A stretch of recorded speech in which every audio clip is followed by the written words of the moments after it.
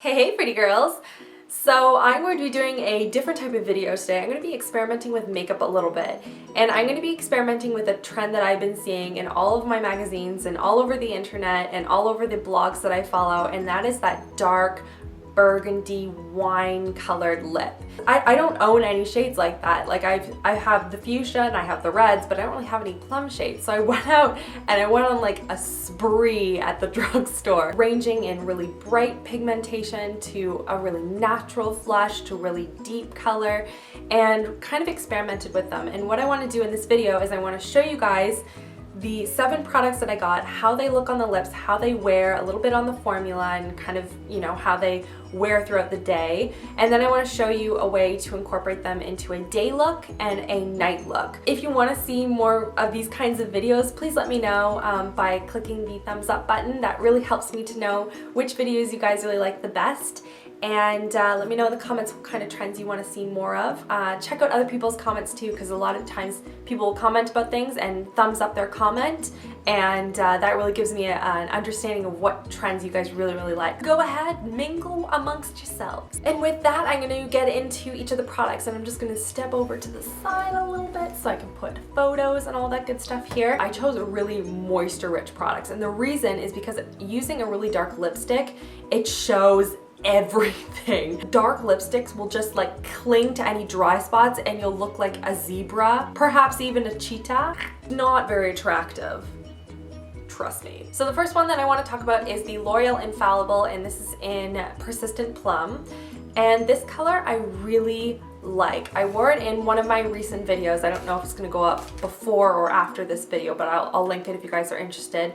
And it's this beautiful deep plum, but it's a very wearable plum. It just depends on how you apply it. More on that later. And it's also supposed to be really moisturizing, and I can definitely vouch for the moisturization aspect of it. The next one that I picked is the Rimmel Moisture Renew, and this is in Berry Queen, and it has all sorts of various things in it, like hyaluronic acid and vitamins C and A and I don't even know what else, E probably, as well as collagen to really boost the moisture properties to it. When I was swatching it on my hand in the store, it was very much a very true rosy plum, but when I was actually applying on my lips, when I actually got it home, it came out much more red than I was anticipating. Really great formula. The color not so much was true to what it said it was, but it was still a beautiful color. I really like the color. The next one is the Wet n Wild lipsticks, and if you guys have watched any of my previous videos, you know I love the Wet n Wild lipsticks. They are amazing formula, super inexpensive. Just the formulas are on par with any of the $7, $8, or $35 lipsticks you get out there. It's crazy. It's very much the darkest, one of the darkest shades that I got. But it wears beautifully, it looks amazing on the lips, it's moisturizing, and a very deep sort of a burgundy tone, which I love. I chose a color that was very much not at all a burgundy shade, but it was very pigmented and a really pretty color, so I decided to try it out, and it is the Lasting Finish by Rimmel by Kate Moss.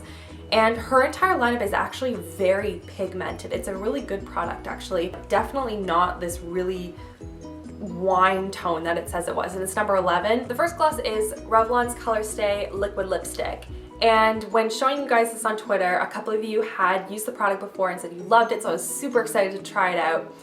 Maybe I'm just using it wrong, but I do not like this formula at all.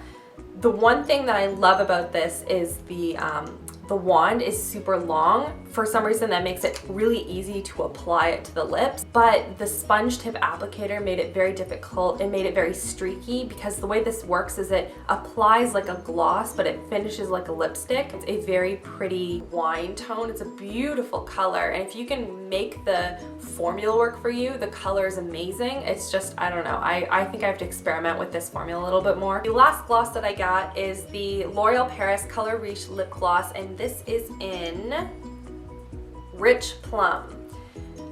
I don't know so much about Rich Plum, but I do love this color. It's more of a softer mauve color, I find, like almost a gray blue muted plum, I guess you could call it. This is definitely the most wearable color. You can definitely stick this in your purse and apply it through the day. You don't need a mirror for it, but it still gives that sort of subtle plum color. So if you're kind of working yourself slowly into this Plum burgundy family. This is definitely a great product and I love it. And I was experimenting with all these products. I wanted to stay as true as possible to the colors that they portrayed. So I didn't use any lip liners or anything, but if I was going to use a lip liner, the lip liner I would use is by MAC and it's called Dervish, and it's this sort of a nude mauve pink kind of color. I actually used it on my wedding day with a pink lip gloss and it looked beautiful. I loved the effect. Very natural, but it still has that sort of a bluish purple undertone to it, so it definitely acts as sort of a nude base for any of these lipsticks. Alright, with that, now I'm going to get on to showing you a daytime look and how to wear it, and I'm not going to cheat and use the gloss. I'm going to use an actual lipstick for it so you guys can see how to play around with it. And then I'm going to go on to this night look as well. So let's get started.